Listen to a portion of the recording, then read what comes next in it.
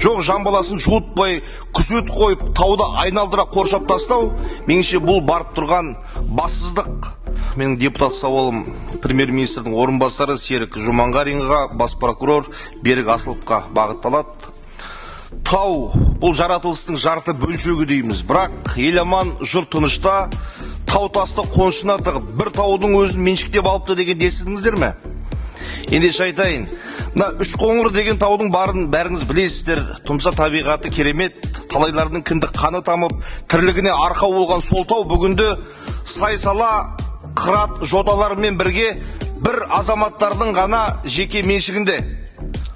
Алматы облысындағы Үшқоңыр үстіртіне барар жолды басынан аяғына дейін кәдімгі қаруланған топ күзетеді.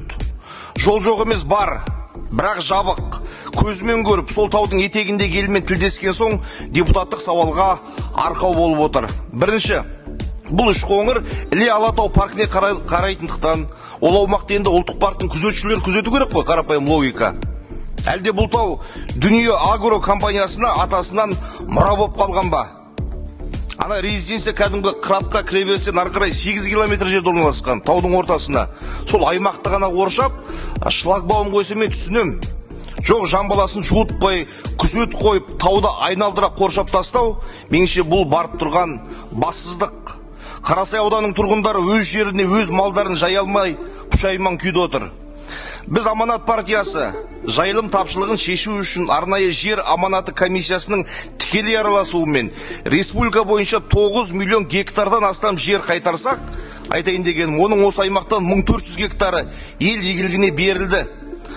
Сөйсек онымыз бекер екен, аманаттық ағайын.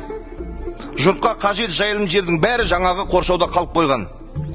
Осылайша жұрттың өз жеріне кірмек түгілі жаңағы қарулы бекеттен өтуге дәті жетпей отыр. Анығы Дүние Агро жауапкершілік шектеулі серіктестігіне 2004 жылы Үшқоңыр үстіртінде орналасқан 100 гектар жерге меншік құқығы заңсыз берілген.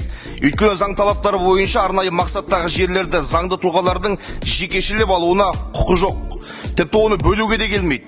Бұл нормаларды жергілікті прокуратура жақсы біледі. Бірақ жердің заңсыз берілу фактісі бойынша прокуратураның талаптарын сот қанағаттандырмай тастаған. Сорақысы да сол болып тұр. Сонда Қазақстан Республикасының заңына шекесінен қарайтын бұл не қылған шектен шығу деген халықтың базынасына біз қалай жауап береміз? Бұдан басқа Үшқоңыр үстіртіндегі Стип Агромид, Брейдинг компания сияқты 2-3 компания 13.597 гектар жерді әлі күнге дейін мақсатсыз пайдаланып отырған анықталды. Шұғыл қайтару керек. Алайда алпауыттармен алысуға сол жергілікті әкімдік, аудан прокурорларының пәрмені жетпей тағы да дәрмені құрыма деген күдікте жоқ емес менде. Сондықтан Алматы облысының Қарасай ауданында болып жатқан заңсыздықтарға бас прокуратура және үкімет шұғыл назар аударып, арнайы комиссия құрып, жоғарыда мен келтірген мәселелерге тиісті құқықтық баға беруі тиіс деп есептеймін. Президенттің ел игілігіне қайтарылу қажет, жайылымдық жерлер бойынша тапсырмасын нақты орындауымыз қажет. Құрметпен Аманат фракциясының мүшелері.